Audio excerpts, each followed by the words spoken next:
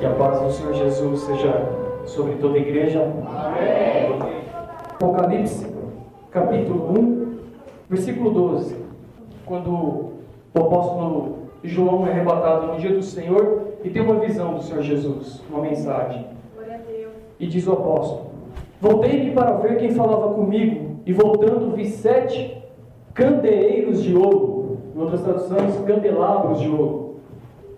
E no meio dos candelabros, um semelhante ao Filho do Homem, com vestes talares e cingido à altura do peito, com uma cinta de ouro. A sua cabeça e cabelos eram brancos como alva-lã, como neve, os olhos como chama de fogo, os pés semelhantes ao bronze polido, como refinado numa fornalha, a voz como voz de muitas águas. Tinha na mão 7 estrelas, e da boca saía-lhe uma afiada espada de 2 gumes, e o seu rosto brilhava como o sol na sua força. Agora no versículo 20, irmãos. Quando o mistério das 7 estrelas que viste na minha mão direita e os 7 candeeiros de ouro, as 7 estrelas são os anjos das 7 igrejas, e os 7 candeeiros são as 7 igrejas. Amém, irmãos. Pode se sentar. Louvado seja o nome do Senhor. Aleluia. Nessa visão, irmãos, o Senhor mesmo equipara os candelabros às igrejas de Apocalipse, as igrejas da Ásia, que são 7 igrejas de Éfeso, Esmirna, Pérgamo, Filadélfia, todas as 7 igrejas. Para cada igreja, ele tem uma sentença do que está acontecendo na época, o que ele espera de cada uma, e qual é o juízo que virá sobre cada uma, se obedecerem à voz dele ou não.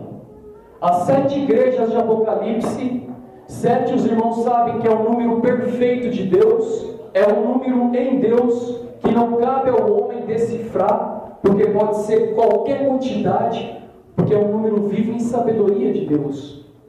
E as 7 igrejas representam a plenitude das igrejas que se formaram em Cristo Jesus, desde a sua ressurreição até o final dos tempos, em todos os tempos. Cada igreja que houve nessa face de terra, desde a ressurreição de Jesus, se encaixou numa dessas 7 igrejas. Louvado seja o nome do Senhor. E o Senhor equipara a igreja ao candelabro. O Senhor Jesus fala a respeito dele: examinais as Escrituras e cuidais ter nelas vida eterna, porque são elas que de mim testificam. A palavra de Deus fala em Lucas 24:44: convinha que se cumprisse tudo o que de mim estava escrito na lei de Moisés, que é o Pentateuco, os 5 primeiros livros da Bíblia, e nos profetas, que é desde Isaías, ou antes, de Elias e Eliseu, até Malaquias, e nos Salmos. E o versículo seguinte diz, em Lucas 24:45, que então abriu-lhes o entendimento para compreenderem as Escrituras. Louvado seja o nome do Senhor. Havia um selo de entendimento em todos os tempos, mesmo sobre todos os profetas, sobre a revelação clarificada do Evangelho na palavra de Deus. Porque quis Deus, na plenitude do tempo, manifestar a sabedoria dele, revelando a toda a criação os mistérios dos 7 selos contidos nas Escrituras, nos quais são todos abertos na carne ressurreta de Cristo Jesus nosso Senhor. Porque Ele é a maior revelação de todos os tempos. É nele que o Verbo se fez carne. É nele que toda a criação foi amparada e tudo foi feito para Ele e por meio dele. É nele que a igreja se forma, sendo Ele a cabeça e a nós corpo dele, ajustados e erguidos num único Espírito. O Senhor Jesus é a revelação das Escrituras. E só podemos conhecer essa revelação através da fé e do Espírito de Deus. Porque a palavra de Deus diz Quem conhece as coisas de homem, senão o espírito do próprio homem? Assim também, ninguém conhece as coisas de Deus, senão o Espírito de Deus. Louvado seja o nome do Senhor.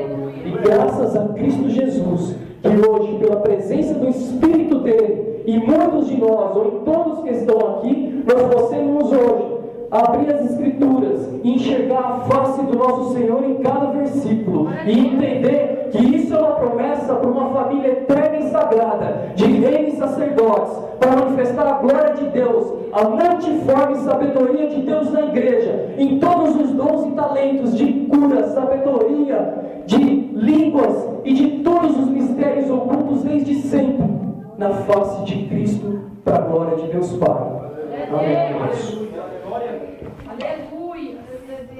A palavra também diz, irmãos, quando fala da lei, se os irmãos lerem o livro de Hebreus, capítulo 9, capítulo 10, a palavra vai falar que a lei era sombra das coisas que haveriam de vir em Cristo. Porque Cristo não entrou num tabernáculo feito por mãos humanas, mas entrou num tabernáculo muito mais excelente e eterno, feito por Deus nos céus. Louvado seja o nome do Senhor. Queridos, o Senhor, quando está e passa por aquele templo gigante da época dele, que os discípulos falam: Senhor, olha que construção maravilhosa. Jesus olha para eles e fala assim: esse templo será destruído e não sobrará pedra sobre pedra. E quando questionado pelos fariseus sobre que sinais ele daria para fazer todos os sinais que ele fez no templo, e até chicotear aqueles que barganhavam e faziam comércio dentro do templo de Deus, o Senhor Jesus responde: destruí esse templo e eu reconstruirei em 3 dias. E no Evangelho de João diz a palavra: e ele falava do seu próprio corpo. O que eu quero falar com isso, irmãos? Que existe uma pedra angular, uma pedra fundamental, porque a palavra de Deus fala em João capítulo 1 que tudo foi feito por meio dele, e sem ele nada do que foi feito se fez. Toda a criação foi feita, mas por aquele que a sujeitou, toda a criação caiu em vaidade, caiu em corrupção. Tudo que Deus criou, através das armações de Satanás, caiu em corrupção. Nós já nascemos no pecado. Salmo 51 fala que em pecado me concebeu a.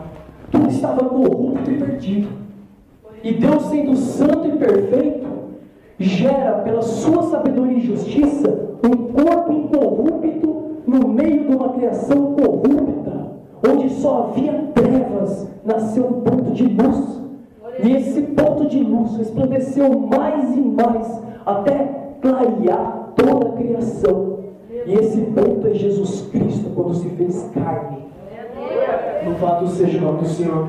Em profecia, no profeta Daniel, séculos antes de vir o Senhor Jesus, a palavra de Deus fala que um rei chamado Nabucodonosor teve um sonho, uma visão de uma estátua com cabeça de ouro, peito de prata, abdômen e quadril de bronze, pernas de ferro e pés e tornozelos de ferro e barro.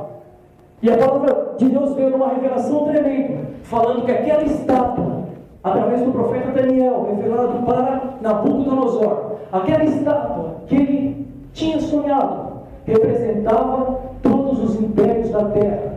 E assim, depois dos séculos que passaram, assim se foram. Porque depois do império da Babilônia, tivemos o império Medo-Persa. Depois do Medo-Persa, tivemos o império grego. E depois do império grego, tivemos o império romano, quando veio Jesus Cristo, na época dos romanos. E fala uma visão, que vinha uma pedra não cortada por mãos de homens. E aquela pedra vinha e dava na estátua, nos pés da estátua. E quando batia no barro com ferro, esmiuçava a estátua inteira. E essa pedra formava um monte que tomava toda a terra. Louvado seja o nome do Senhor. Hoje nós sabemos, pela revelação do Evangelho, que aquela pedra era Cristo Jesus, que despojou principados e potestades nas regiões celestes e reconciliou com Deus os céus e a terra na plenitude da sua carne. Louvado seja o nome do Senhor. Porque quando falamos que Cristo ressuscitou, Ele não ressuscitou em espírito só, Ele ressuscitou em espírito e em carne. fala para Tomé: toque as minhas feridas e chagas na minha mão e o furo que está do meu lado, Tomé. Senhor meu e Deus meu. Tomé cai de joelhos e reconhece o senhorio e adora Jesus. Aí Jesus olha para Tomé e fala: porque vistes, crestes, bem-aventurados que não viram e creram. Louvado seja o nome do Senhor.